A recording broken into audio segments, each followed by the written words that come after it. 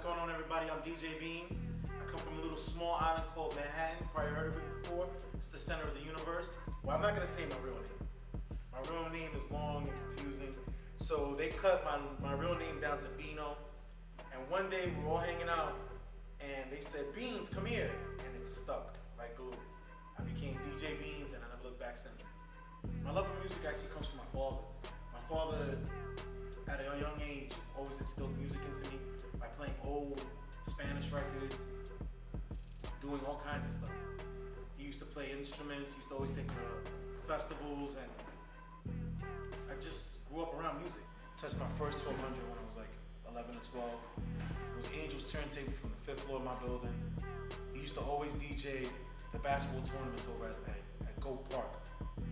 And I used to help him carry records, and then when nobody was really paying attention, he used to let me DJ. I was dope. Thanks, Angel. Appreciate it. I used to work for a really small record store downtown Brooklyn called Beat Street. I don't know if anybody ever heard of it, but I learned a lot working at Beat Street. I learned about music.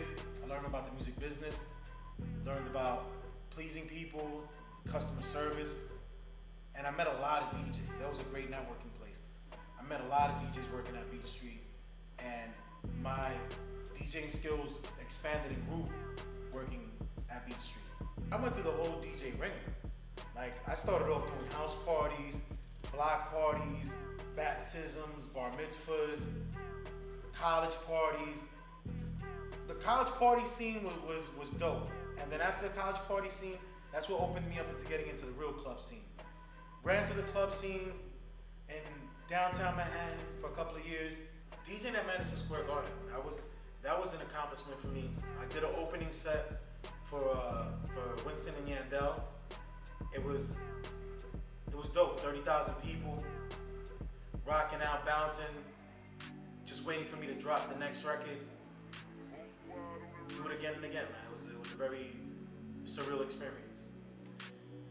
I thought DJing at Madison Square Garden was crazy. White Sox Stadium was even more intense. It was double the size of people.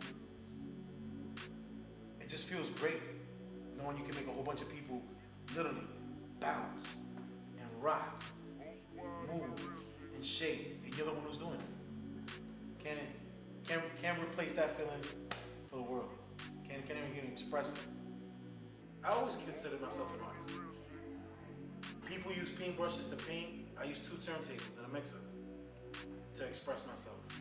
At the end of the day, it still has the same end result. I'm showing you something for you to experience.